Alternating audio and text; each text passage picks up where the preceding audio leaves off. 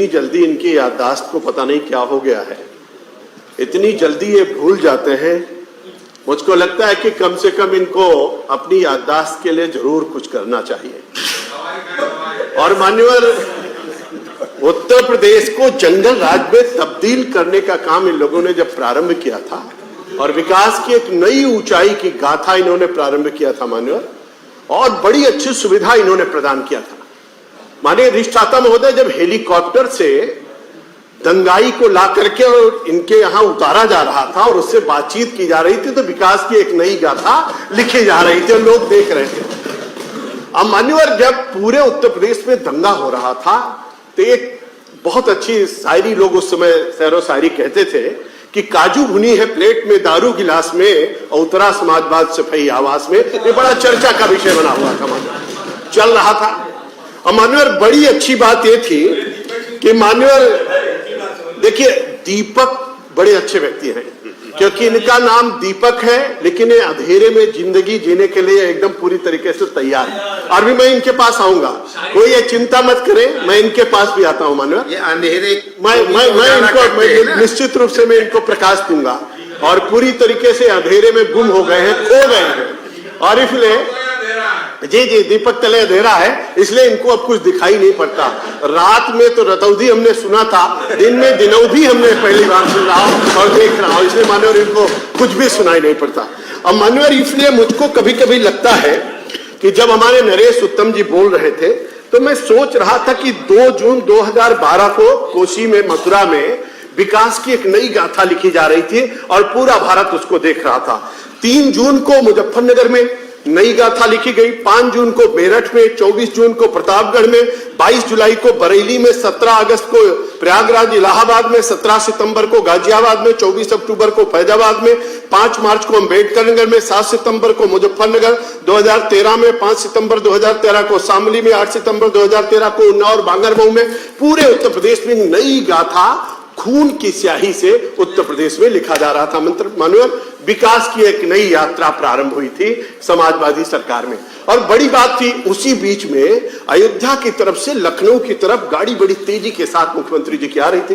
बाराबंकी में अचानक गाड़ी रुकी, वो उतरे और उनको याद आया कि जल्दी से सभी जो आतंकी बम विस्फोट किए हैं बनारस में, अयोध्या में और बाकी कचहरियों में, उनको सबको छोड़ दिया जाए। उन्होंने आदेश पारित किया और आदेश देते ही हाई कोर्ट ने जब चाबुक लगाया तो अपने आदेश को वापस लेना शुरू कर दिया। मान्यवर, एक नई विकास की गाथा उन्होंने प्रारंभ किया था। अद्भुत दृश्य उत्तर प्रदेश में दिखाई पड़ रहा था, चारों तरफ दंगा ही दंगा दिखाई पड़ रहा था। मान्यवर, मैं बड़ी विनम्रता के साथ इनसे कहना चाहता हूं, अभी गरीब की बात कर रहे थे, इनके एजेंडे में गरीब था ही नहीं मान्यवर, और इनके एजेंडे में किसान नहीं। पता नहीं कैसे किसान की बात करते हैं। नरेश उत्तम जी एक किसान है, अच्छे व्यक्ति हैं, इनको पता होना चाहिए मान्यवर।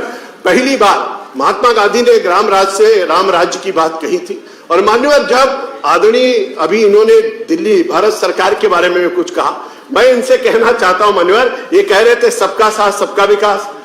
बीजेपी का नारा है सबका साथ सबका विकास, लेकिन इनका नारा है अपना विकास बाकी सबका विनाश। ये अपना नारा लेकर के चलते हैं मान्यवर। बीजेपी का नारा न खाएंगे न खाने देंगे, इनका नारा है खाएंगे और लुटाएंगे, भ्रष्टाचार चरम पर पहुंचाएंगे। इस नारे के साथ विकास की गाथा को लिखते हैं मान्यवर। और इनकी अद्भुत कल्पना है, इन्होंने पूरे उत्तर प्रदेश में चारों तरफ दंगाइयों को, अपराधियों का, मान्यवर अपराधियों का राजनीतिकरण आपने सुना होगा, लेकिन राजनीति का ही अपराधीकरण कर देना, ये इनकी कला केवल इन्हीं को आती है, बाकी दूसरे को नहीं आती।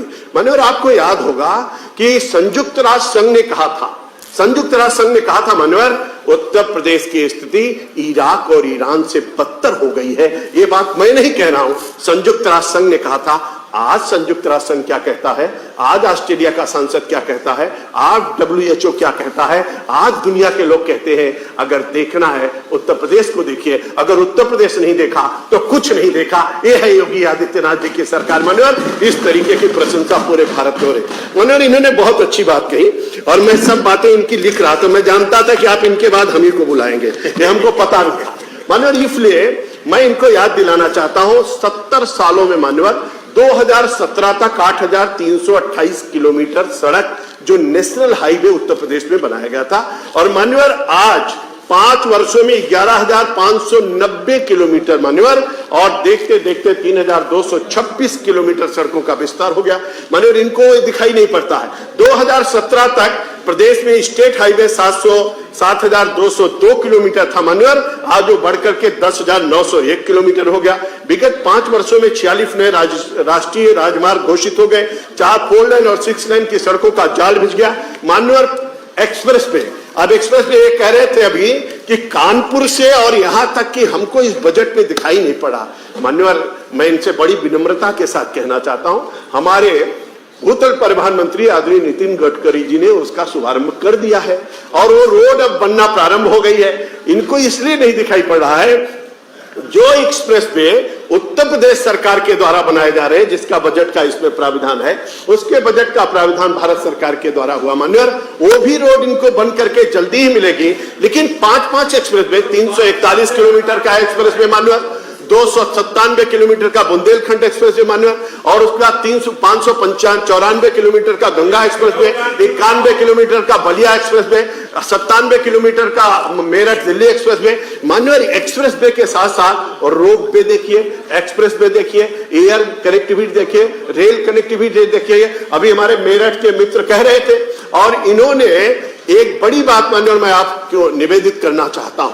अभी इन्होंने सारे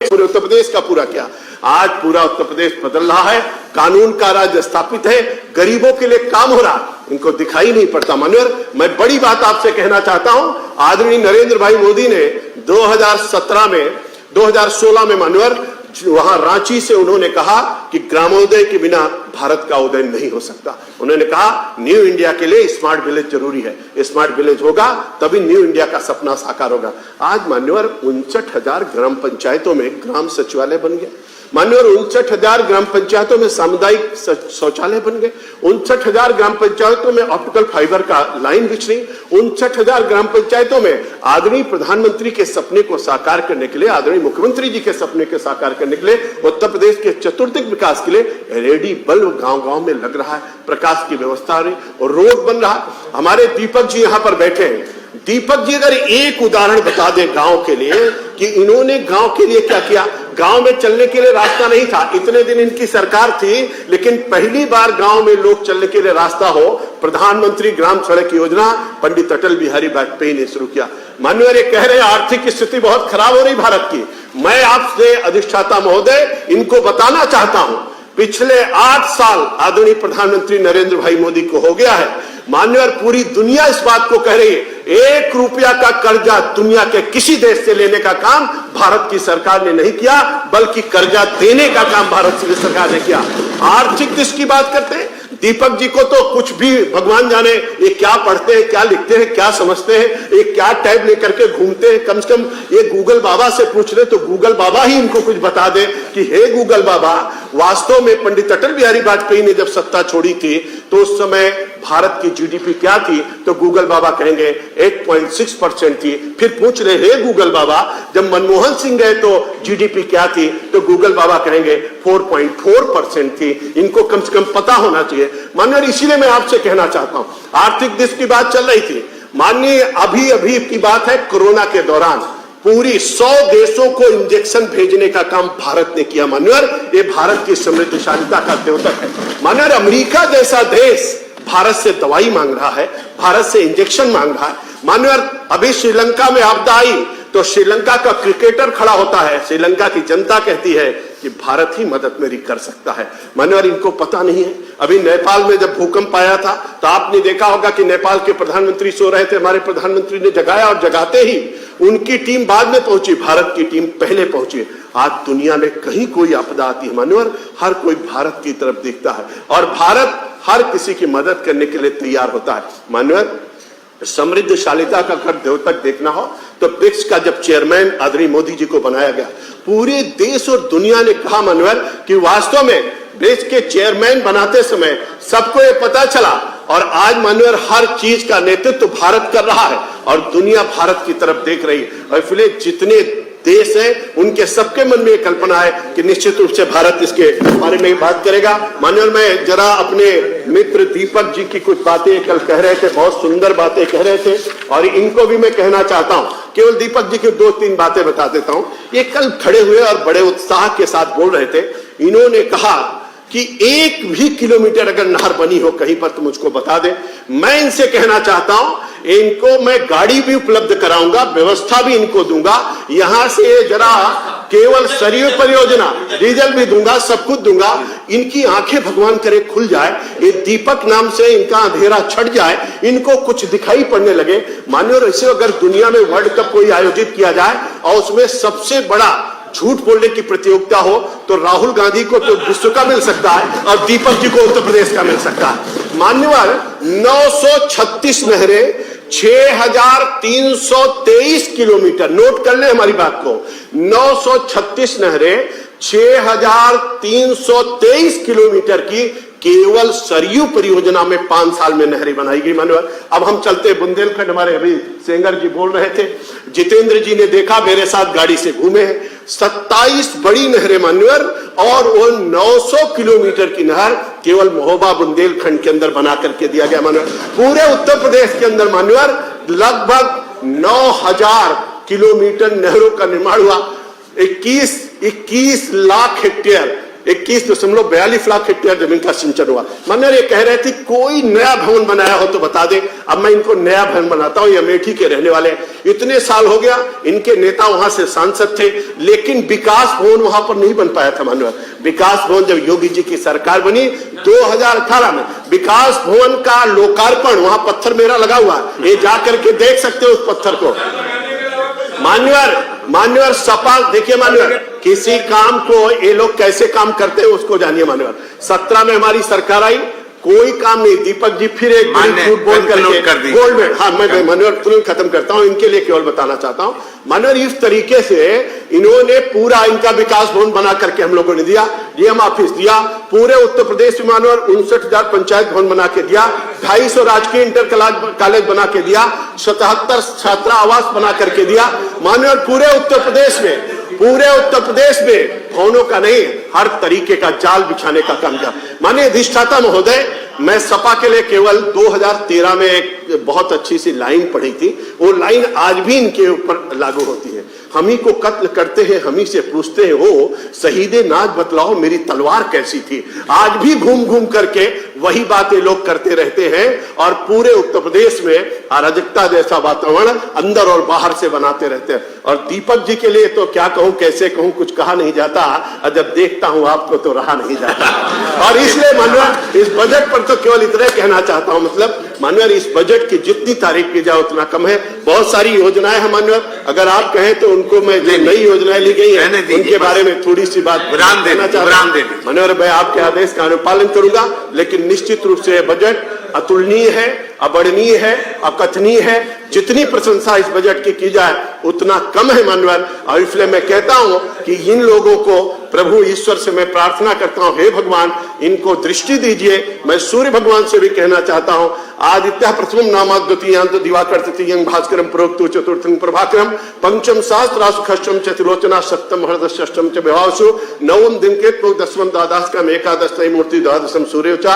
हे सूर्य भगवान इन लोगों को सद्बुद्धि दीजिए, इनकी आंखें खुल जाए, कुछ इनको दिखाई पड़े और इतने सुंदर अच्छे बजट को बदलता हुआ उत्तर प्रदेश, बढ़ता हुआ उत्तर प्रदेश, चतुर्दिक विकास की नई गाथा और इतिहास को लिखता हुआ उत्तर प्रदेश, सांस्कृतिक राष्ट्रवाद के अभूतपूर्व उदाहरण प्रस्तुत करता हुआ उत्तर प्रदेश, हर तरीके की सुख और समृद्धशालिता को बढ़ाता हुआ उत्तर प्रदेश, गरीबों के लिए सब कुछ मुहैया कराता हुआ बजट, इसकी मैं बहुत बहुत प्रशंसा करता हूं। अभिनंदन करता हूं और फिर से मैं एक बार कहूंगा कि इन हमारे भाइयों को सद्बुद्धि प्राप्त हो और ये लोग इसको अच्छे ढंग से देख सके, विकास की गाथा में अपने आप को जोड़ सके। साथ चलने का इरादा जब जुमा हो जाएगा, आदमी मिले आदमी का कारवां बन जाएगा, तू किसी के पांव के नीचे तो रख थोड़ी जमीन, तू भी नजरों में किसी के आसमां बन जाएगा। इस भाव के साथ चलिए, निश्चित रूप से सफलता प्राप्त होगी। बहुत बहुत धन्यवाद मित्र, माननीय अधिष्ठाता महोदय, आपका बहुत धन्यवाद। मैं थोड़ा 1 मिनट खाली, भाषण बहुत अच्छा था वास्तव बताऊं। अगर खाली बड़े भाई महेंद्र सिंह जी इसमें 10% सच्चाई विरोधी होते तो मजा आ जाता, बता रहा हूं सभापति महोदय, बस सच्चाई नहीं थी इसमें, भाषण बहुत अच्छा था। धन्यवाद माननीय AK शर्मा जी, माननीय मंत्री जी, माननीय अधिष्ठाता महोदय,